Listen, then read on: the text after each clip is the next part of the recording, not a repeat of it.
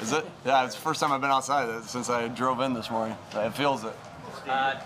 Nick, after watching the tape of the game, what stuck out to you after watching it? Yeah, you know what? It was sometimes you say what you say in a post-game press conference, and then you come back and it's something different. But it was pretty much similar to what I said. It was a crisp first half. Like the ones and twos in that first half, they were crisp, and it was a sloppy second half. I look forward to being able to correct all the mistakes with the guys today in film session and get better from it. How did Sua play at the guard spot? Looked like you got a lot of reps. Yeah. How's he coming along at that spot? Just like any game, you have some good plays and you have some bad plays that you want back. I definitely think Sua had more good than bad, and he's got some just natural power to be able to move guys. So, and we saw that in the game on Thursday. When you were negotiating the practice schedule for the joint practices with Belichick, what was that like? What were those conversations like? Yeah, it just like a normal conversation with how we get ready for a practice with our staff. Just because, I think people would be shocked about how much detail goes into planning each and every practice. And so, and you talk about each and every practice, but then you have to set the stage right at the beginning of like, hey, here's how we practice. Like, so it's like you start from the beginning. You just have to talk about every detail, and so it was just like normal talking to other guys, and we're still having ongoing conversations to get ready for practice on Tuesday. Do you have a home field advantage in those negotiations because you're here? I just think you just want your team to work and get better from the scenario, and you want his team to be able to work and get better from it, so you can continue to build a relationship and work with each other. So it's I wouldn't say home field advantage, you just work so you're both getting what you want. You said everything was crisp in the first half. With Jalen specifically, any different takeaways after watching the film versus before? Gosh, I thought he played better than I even thought when I got into the room on Thursday night. I just thought he was in complete command of the offense. Again, we're talking about 10 plays, right? But you're still evaluating those like it's 60. So great command of the offense, great checks, great, perfect ball to Dallas on that check that he made that allowed, when you put the ball where he put that ball, that's where you get yards after catch, and Dallas was strong with the run. But yeah, I was really pleased with the way he played. There's one or two that I'm like, I wanted you to step up and rip it back to the backside, but that's what we're learning from that. What you done differently on the long pass to Quez that didn't quite connect? Was that pressure? Was that? No, I just think like there's just that timing factor too. Like the DB did a good job of posting his hand on Quez as he was going vertical. So you kind of saw the DB post his hand. Quez was a little late to get the hand off, and it slowed him down just a tick. And this is a timing game and precision. It's just getting the rep over and over again with Quez. Like, what am I going to do when he gets a little bump, and what am I going to do in this? So, I thought it was a ball that it would have been right on if Quez didn't get bumped. Sharing the field with Belichick for 2 days as a head coach, what kind of thoughts does that evoke for you? What kind of influence maybe has he been? Well, I think I've mentioned before that I really enjoy watching documentaries on great teams, great coaches, great players. Well, shoot, this is the best in the business ever to coach. I mean, this is the best NFL coach ever, and so really look forward to learning from him. And just like we watch tape of guys, like just like we throw on the tape and say, hey, well, look how you watch this, how to run this route, look how to read this play of players in the NFL. I'll do the same thing here with Coach Belichick. Did you know him before? Did you know him before? I didn't, no, so look forward to getting to know him. Do you have any sense for Devontae right now, how he's coming on his rehab and his chances on Thursday? Yeah, right now he's day-to-day. I don't want to put a timetable as far as if he'd be ready for Thursday. I don't know yet. So he's working hard and working hard to get back, and our trainers and our strength staff is doing a great job of bringing him back, and so he's day-to-day, and look forward to seeing him out there in practice soon.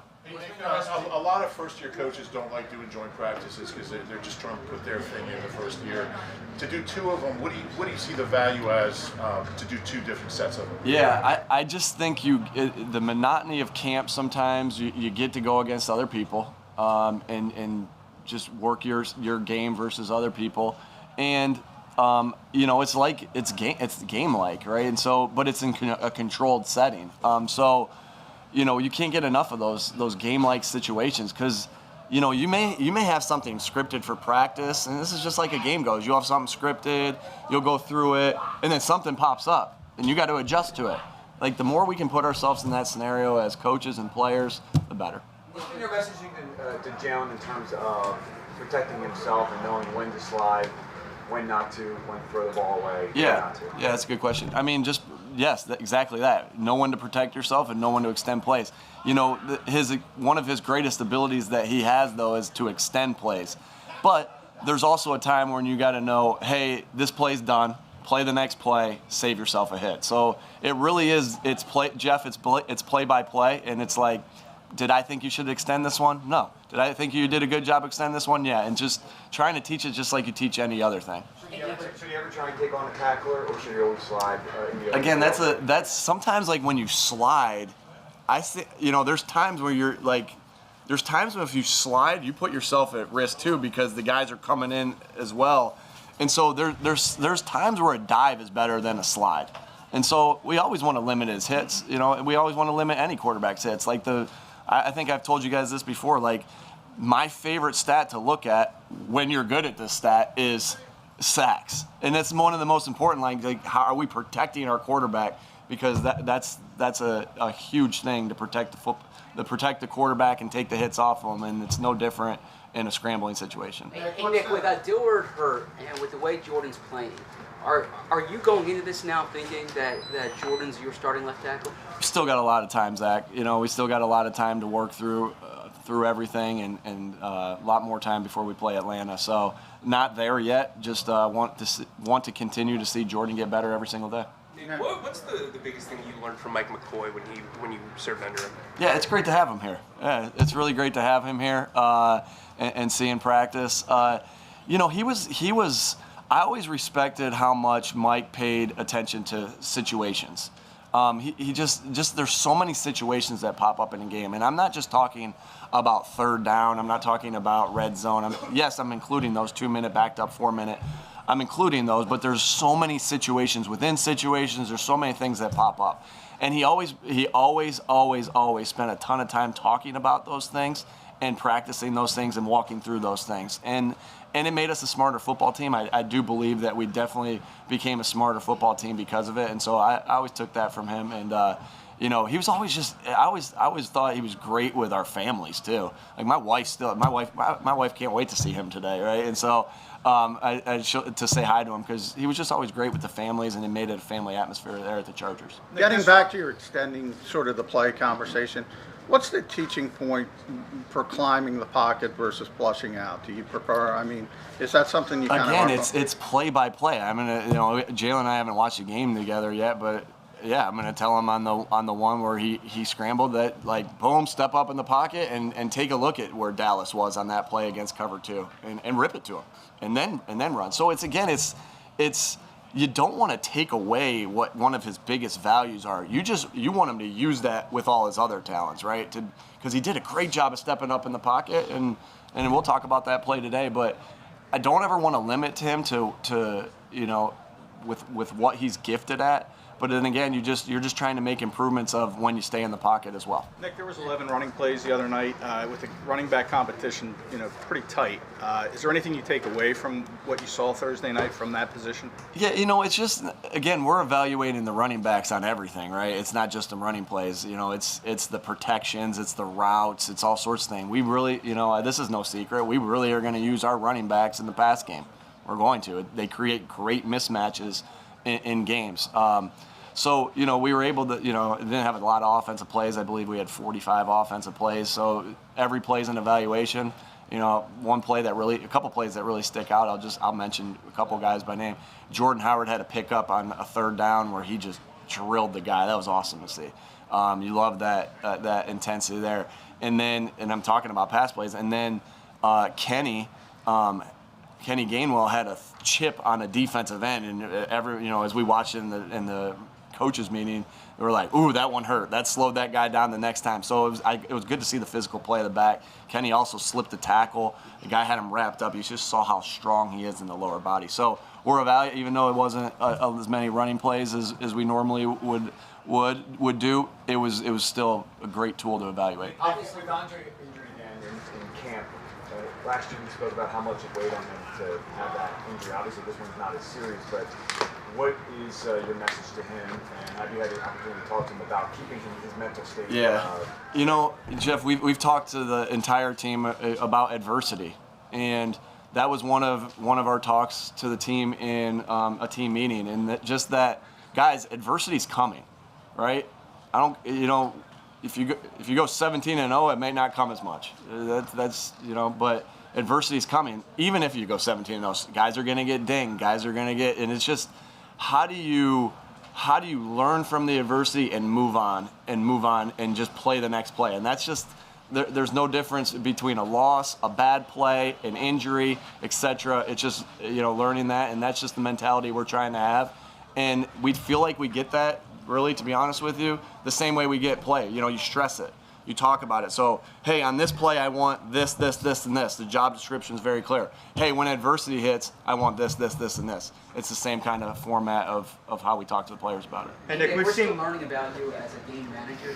Did you approach the game on Thursday the way you would in the regular season, specifically with fourth downs and field goals and the go-for-it situations? Yeah, we did.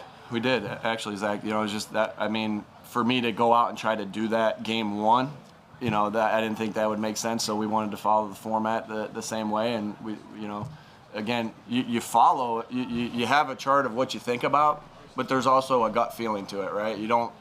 It's just a wise man avoids all extremes. You're not extreme in anything. We have a chart, we have what it says, but you got to be ready to adjust. Just like a game, right? Here's what red zone says to do. Oh shoot, we got down in there in red zone and they did something different. You got to be ready to adjust. Are you expecting to be aggressive in fourth down situations this year? My experience, I guess that's, what, I'm not gonna go there. Not to not answer your question, but to the same reason of we have a competitive advantage right now on that, and so I'd like to keep that in-house. You've been around some really talented and speedy wide receivers. As it relates to speed, how does Quez stack up?